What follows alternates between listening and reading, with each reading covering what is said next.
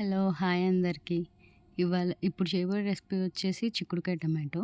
First అయితే pan పెట్టేసి దానిలో మీకు కావాల్సినంత ఆయిల్ వేసుకొని తాలింపు, కరివేపాకు, ఆనియన్స్ వేయండి.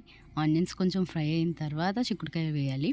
నాది క్లిప్ కొంచెం కట్ అయింది ఏమనుకోకండి.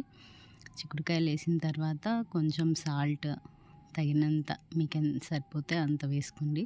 లైట్‌గా పసుపు వేసేసి కాస్త తిప్పుకొని మూత పెట్టేసి కాసేపు అలా ఉంచండి. మూత పెట్టడం వల్ల ఏంటంటే కొంచెం తొందరగా కుక్ అవుతుంది.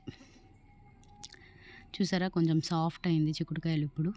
అప్పుడు ఆ టైంలో టమాటాలు వేసి కలుపుకొని మళ్ళీ మూత పెట్టుకోండి. నేను చేసే రెసిపీస్ అన్నీ చాలా సింపుల్గా, హడావిడి లేకుండా సింపుల్ ఇంగ్రీడియంట్స్తోనే అయిపోతుంది.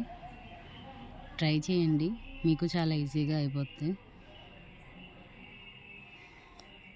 చూసారా టమాటాలు కూడా సాఫ్ట్ అయినాయి. ఇప్పుడు కారం మీరు ఎంత తింటే మీకు ఎంత సరిపోద్ది అనుకుంటే అంత కారం వేసుకోండి. మా ఇంట్లో వాళ్ళు కొంచెం కారం తక్కువే తింటారు కాబట్టి నేను కొంచెమే వేసా, ఒక 2 స్పూన్స్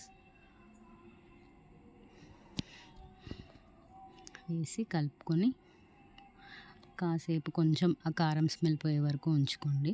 తర్వాత కారం స్మెల్ పోయిన తర్వాత అప్పుడు కొంచెం ఒక టీ గ్లాస్ వాటర్ పోసుకోండి.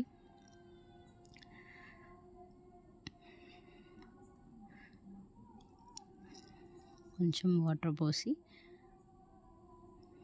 మూత పెట్టుకోండి.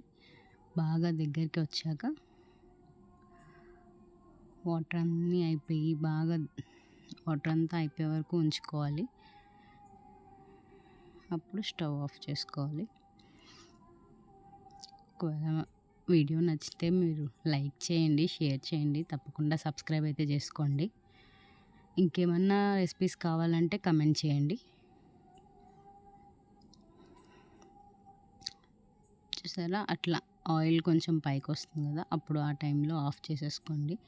చిక్కుడుకాయ కర్రీ అయిపోయినట్టే. చాలా ఈజీగా సింపుల్గా ఉంటుంది. అసలు వంట రానోళ్ళు కూడా చేసుకోవచ్చు. పెద్దగా కష్టపడాల్సిన పని లేదు. Thank you.